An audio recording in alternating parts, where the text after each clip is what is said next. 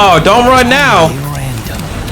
I hate them for a reason. What's good with y'all, man? Welcome back to another video, and today I'm about to check out another death battle.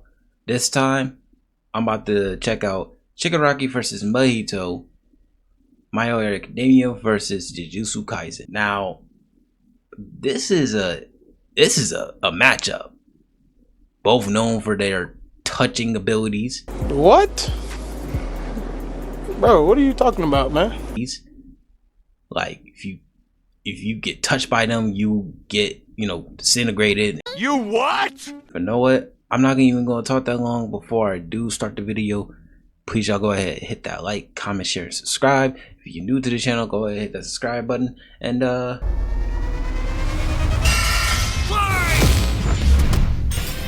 Shigaraki versus Mahito. The symbol of fear versus the human disaster curse. He's Wiz and I'm Boomstick. And it's our job to analyze their weapons, armor, and skills to find out who would win a death battle. Tenko Shimura was just a sweet, shy boy who loved superheroes. But sometimes the hand of fate can't abide sweet shy boys. Ruthlessly beaten and abused by his hero-hating father, Tenko pushed beyond his emotional limits until he activated his inherent superpower, or quirk. It wasn't something cool like flight or super strength. In his terror, he accidentally plays killed Smash his Bros. whole family. Well, except for dear old dad. That one was intentional. Tenko wandered the streets alone, silently begging for someone, anyone, to help him. If only a hero was there to save him.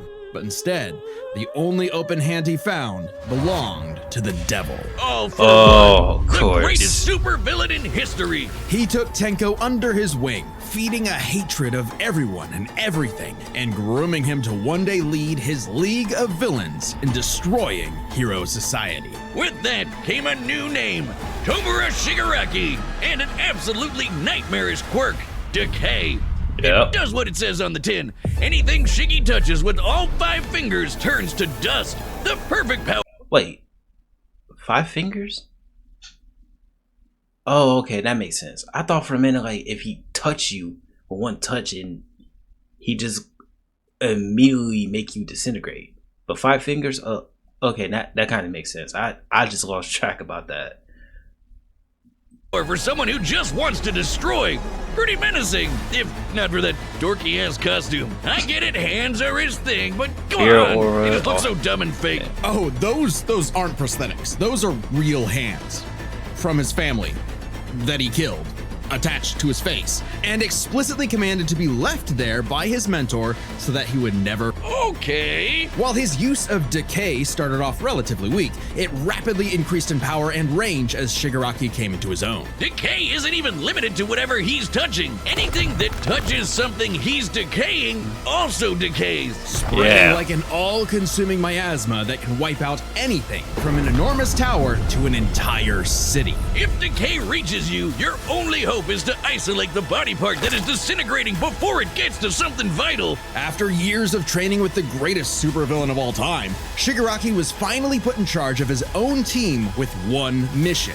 He must kill his master's rival, the #1 hero, All Might. Only to fall flat on his face. Shigaraki was a terrible leader, quick-tempered, short-sighted, and, well... Cringe! Oh, he's just so cringe. He uses gamer lingo unironically. He whines like a baby when things don't go his way. He's the kind of guy who would say normie in real life, in front of normies. But they say defeat is the greatest teacher of all. Only through struggle could Shigaraki manifest his dark conviction. Right as All Might's that new looks protege, terrifying. Izuku Midoriya, was coming into his own as well. These two rivals, the inheritors of their master's blood feud, would push themselves past their own limitations. Especially when All Might and All For One double KO'd each other, leaving Shigaraki to lead the League of Villains all by himself. And with the stakes higher than ever before, Shigaraki stepped up. He personally battled the monstrous Gigantomachia for a month and a half straight, and conquered other villain organizations to create the Paranormal Liberation Front.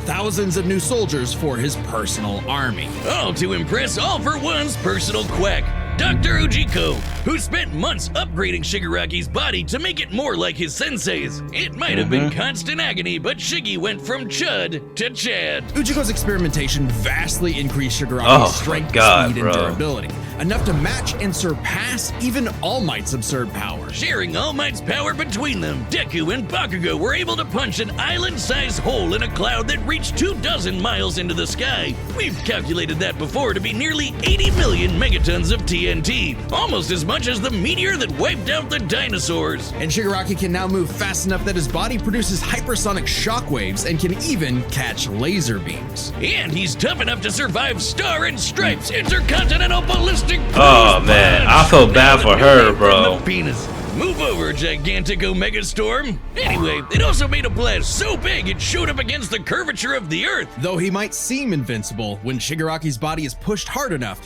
he will evolve into a state of uncontrollable power. So Decay became, oh shit, more hands. Shigaraki can spontaneously generate flesh into existence, seemingly oceans of it in an instant, whenever he wants. He can even use it as a type of armor to defend himself in close combat. But that's nothing compared to Ujiko's greatest gift. Shigaraki wanted to be the new All-for-One, so what better way than the old man's quirk? All-for-One's quirk, All for One, allows its user to steal and store quirks with just a touch. And All-for-One has hundreds of them stored up, collected over the years. Each quirk is connected to a memory of its user's essence in the form of a spirit, a vestige. Kinda like a piece of their soul. They exist in this kinda psychic world in Shigaraki's body and can even act as a spiritual defense should it be invaded. And with those vestiges came quirks like a lot of fast healing, all-for-one air abilities, radio man. waves, No flight, joke. telekinesis, teleportation of others, and the ability to track foes. He can even combine multiple quirks together, like in this big-ass electric Kamehameha. However, any vestige stolen or destroyed will also remove that quirk from Shigaraki's repertoire. They're also sentient, and some can even fight for control. Which is when the second shoe finally dropped. Because Shigaraki also got All-for-One's vestige, that means All-for-One was now in possession of a shiny new body that he'd spent the last 15 years molding for him to take over. Shigaraki's entire existence was planned from the beginning. Why? Because All Might's previous mentor was Nana Shimura, Oh Tenko's yeah. grandmother.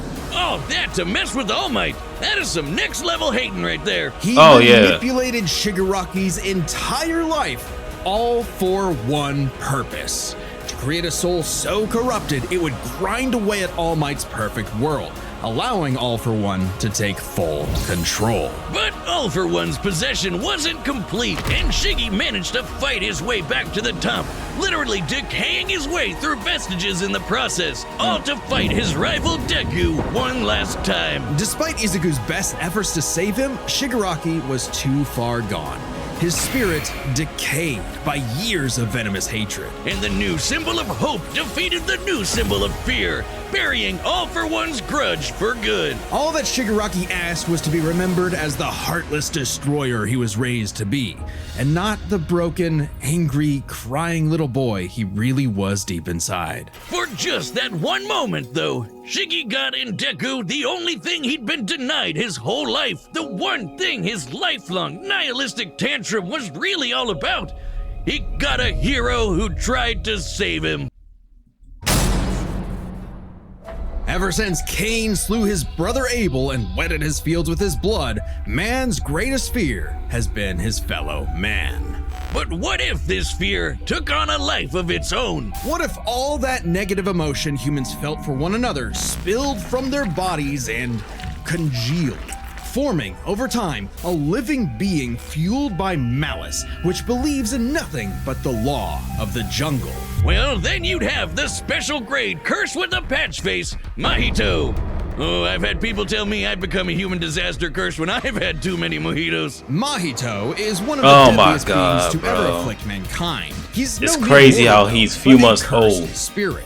Innumerable spirits exist, weaker or stronger depending on the amount of anxieties, jealousies, hatreds, and fears humans feel about them. Like the fear of locusts, kinda weak. Or the fear of smallpox, getting stronger. Or the fear of fire. Oh, goodbye, Tokyo. So it follows that mankind's fear of itself would be extremely powerful.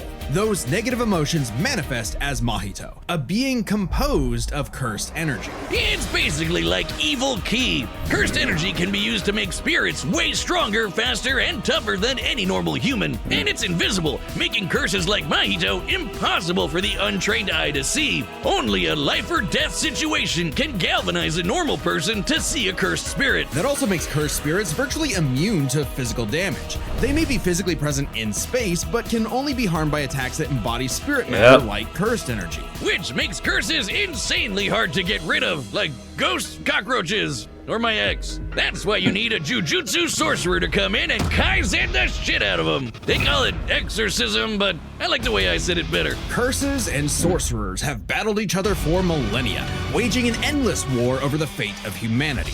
Almost exclusively in Japan, though, for some reason. But Mahito was special. You see, most curses are basically dumb animals, but Mahito has so much cursed energy that it gave him sentience. So he was recruited by Kenjaku alongside other special grade disaster curses to wreak havoc upon the world. In fact, they made Mahito their leader. And even more frightening than intelligence and bloodlust, Mahito possessed philosophy. Perhaps informed by the tragic meaninglessness of interhuman conflict, Mahito is an existential nihilist, believing in nothing but his own will to power. It's a dog-eat-dog world, and Mahito is the wolf. Which also makes him kind of a goofball. If nothing matters, why not have fun with the slaughter? Really get your steps in. He loves to dig around and toy with your emotions like a cartoon character. Oh, yeah. Slitting your throat. An appropriate analogy my considering God. his cursed. I'm sorry, but it's just I felt bad for Jinbei. The way he did to this kid is so messed up. This dude, Mahito, is such a diabolical curse. That's all I gotta say. Technique, idol transfiguration. Using his cursed energy, Mahito can control anyone's soul with just a touch, Yep. including his own. In fact, he's so good at manipulating his own soul that you can't even kill the bastard without directly targeting it. In Jujutsu Kaisen, the soul and the body share an immutable connection. Whatever happens to the former affects the latter. This lets Mahito squash, stretch, and shapeshift his body into literally anything he wants. Like Kaido, he can turn his limbs into blades or clubs, grow wings like a lot bird of or fins like idol a fish, transfiguration. reform his body around injuries, or even create clones. Curse users are naturally unharmed by their own ability. Should he touch a human, though, his alterations to their body are instantly fatal. And since he's attacking your soul, those physical wounds are gonna be impossible to heal. Even if his alteration isn't directly fatal, the human body won't last more than a few moments in a transfigured state. All that with one touch! God, I thought herpes was bad. His powers mean Mahito treats humans as effectively disposable dolls that he can gleefully experiment on. The more casualties, the better, especially if he gets to break your spirit first and watch you suffer. Even more twisted is when he combines two transfigured humans together for soul multiplicity, essentially a giant torrent of body horror flesh that he repels at an opponent. Oh my God. Mahito is unbelievably creative with his application of idol transfiguration, and despite being a newborn curse, consistently keeps experienced sorcerers on the back foot. It helps that he's a quick study who's picked up a number of different curse techniques, like the Black Flash. By applying cursed energy within 1 microsecond of an impact with an enemy, space itself will distort, exponentially amplifying its force by a factor of 2.5. Not only does this hurt like a mother, it restores your curse technique and gets you fully in the zone. And would require reflexes moving nearly 1,000 times the speed of sound. It's no surprise then that Mahito also unlocked the pinnacle of sorcerer techniques, the domain expansion. Oh my shit. God. More hands! A domain is like a barrier of cursed energy, but if you're caught inside, Mahito can use idol transfiguration instantly without even needing to touch you. It's called the self-embodiment of perfection, the ultimate expression of Mahito's absolute control over his victim's body and soul. The only time it ever failed was against the student sorcerer and Mahito's archenemy, Yuji Itadori. Because not only was Yuji a barf-inducing goody little two-shoes who believed in the inalienable rights of all living things, blah, blah, blah, he also had a curse inside of him. Oh, The Sukuna, king bro. of curses, Sukuna. Which meant Mahito's Sukuna's ability a affected menace, both bro. souls in Yuji's body. Sukuna didn't like that. no surprise, and kicked Mahito's ass, forcing Patchface to fight with a handicap whenever facing his pink-haired menace. Yuji's belief in the value of human life flew directly in the face of the world that Mahito knew to be cruel and meaningless. So he made it his mission to crush Yuji's spirit before killing him, murdering his friends, defiling their corpses, and brutally battering him before going in for the kill. And he's got the strength to do it. Mahito's one of the most powerful curses in the world, and his growth is exponential. Fellow disaster curse Jogo was able to summon a massive meteor capable of reducing the city of Shibuya to ash. That'd take an energy of over 800 kilotons of TNT. And Mahito can take as good as he can give, especially when, in the throes of struggle against Yuji, he evolved, unlocking a vastly more powerful form, the instant body of distorted killing. Complete with armored exoskeleton and arm blades, this was a taste of the almighty curse Mahito was growing into, a true blight on all mankind. It wouldn't last. In a bitter battle of resolve, Yuji won out. In a dog-eat-dog world, there was now a bigger wolf. So he tucked tail and ran away like a bitch. Yeah. What do you know? Life Yep, suddenly he became did. a whole lot more meaningful the second it looked like it was about to end. All that gleeful nihilism, just a bitter hypocrisy in the end. For him, maybe, but Mahito found a convert in his archenemy. After a battle that wiped out thousands of innocent people, Yuji's youthful spirit was gone. The only thing left that mattered was exorcising this curse. In a way, that was Mahito's final victory, the destruction of another human being's soul. He may not have been around to see it, but the curse Mahito inflicted on the world would bring it to its knees. Oh yeah. All right, man. Watching their backgrounds, who y'all think is gonna win this fight? Y'all got Shigaraki or Mahito? I got Shigaraki on this one. It's just because that he is faster, and the more power of his decay can get, it will like distort the whole entire city.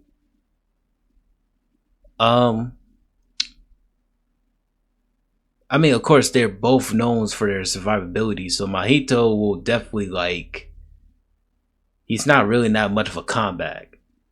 So, of course, his domain expansion will go to help, but it's like, let's see how it's going to play it out. So, yeah, on my money, I will definitely have to go with Shigaraki on this one. Death battle!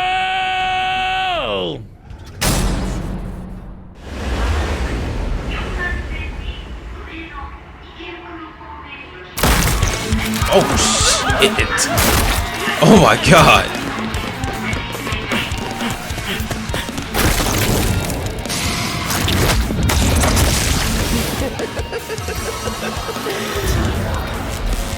Oh I'd heard man! of a powerful villain stalking these parts. My organization is going to tear this putrid world down around us. We could use a freak of your talents. Little old me. Do I want to be king of the social rejects?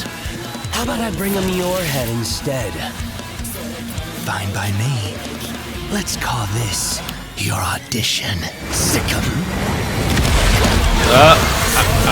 The normals, man.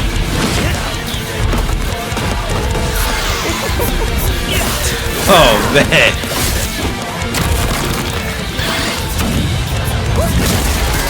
Woo. Ah, that's nasty.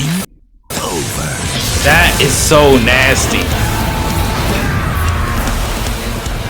Yep. Did you actually? Yeah, it's gonna be hard to kill him. God, how lame! Why though? Oh! Hey! Come on, Shigaraki! Come on! Audition over. Did I get the part?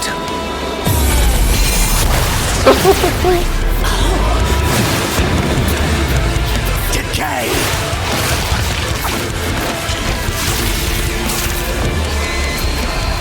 Uh-oh.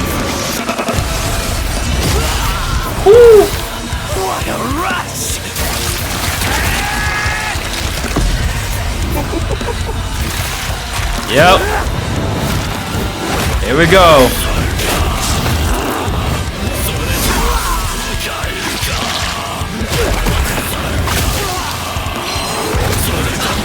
God. That all you got? Domain expansion. Oh. Yep. I knew it.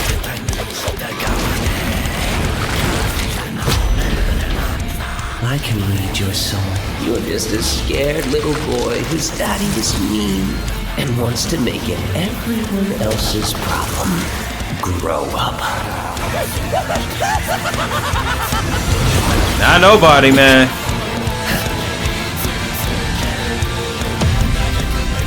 Hands off my masterpiece. Oh my God. Uh-oh. I felt your soul too. You only hate humanity because you were born that way. Oh, don't run now. Only random. I hate them for a reason.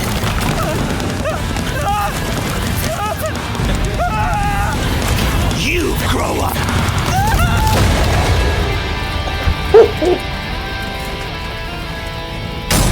KO! What did I say?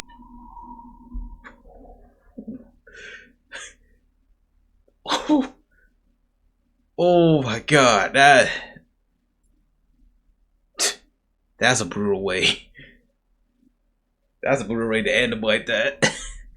Sheesh. He told that man, "You grow up." But, hey, let's see what they have to say. Hey, Wiz, like a bitch. With their complex power sets, this match was a puzzle to figure out, which is why we're breaking it down to 3 categories: physical stats, survivability, and their powers. But first, let's address one thing.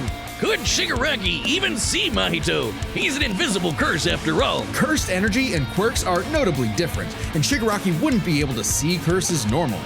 However, even regular humans can spontaneously develop the ability to see curses in life and death scenarios. And with the Search quirk, Shigaraki would have had no problem tracking it. So seeing Mahito wouldn't have been an issue. With that out of the way, we can jump into their stats. This was no contest. Despite the disaster curses being able to destroy entire cities with their cursed energy, Shigaraki scaling to Deku and Bakugo meant he was calculably millions of times stronger. Yep. He's faster too, considering he could react to light beams, while Mahito's Black Flash capped out at nearly 1,000 times the speed of sound. Nothing to scoff at, but Shiggy was thousands of times faster. Shigaraki takes stats. But survivability was a little trickier to figure out. Yep, in Yeah. terms of raw durability, Shigaraki was a lot tougher, and his ability to generate new flesh meant that he could heal any wounds he might receive super easy. However, Mahito is a curse and is immune to the kind of overwhelming physical damage Shigaraki could dish out.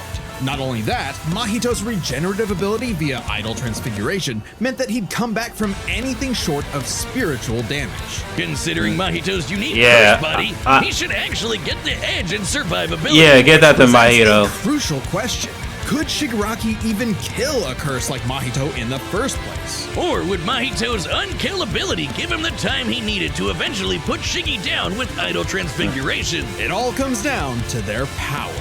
Shigaraki had a lot more variety with all of the crazy quirks All For One had collected over all the years, but none that we know of could properly kill a curse. That didn't mean idle transfiguration was a surefire bet either, though. Of all things, Shigaraki's vestiges served as a spiritual shield from the effects of idle transfiguration. The fact that Mahito could not avoid targeting Sukuna while attacking Yuji meant that he couldn't target specific souls inside a person. And Shiggy has hundreds of soul-like entities inside of him. Sure, each one down means he loses a quirk, but that's more than enough time to land a single hit with Decay, especially considering how much faster Shiggy is. And Mahito has no way to defend against Shigaraki's primary quirk. Decay has affected spiritual beings in the past. Again, vestiges.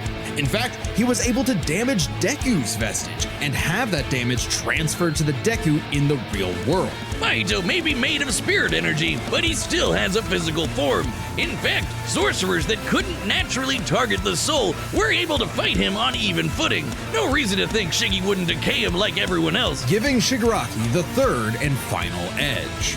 It was a unique duel to the death, but Shigaraki's overwhelming might, unstoppable powers, and deadly decay spelled the end for the disaster curse. Nothing else to say. You really gotta hand it to Shigaraki. The winner is Tomura Shigaraki. Next time. All right, that was a good one. That was a good fight. That was a good fight by Death Battle, you know. And they're gonna Shigaraki win, man, because like I really hated Mahito for what he did for Jinbei. Like I said, the way he did to that kid was so diabolical. So that's a great video by Death Battle. Hey, let me know in the comments y'all want me to react to another Death Battle video. And I'll see y'all next time, man. Peace.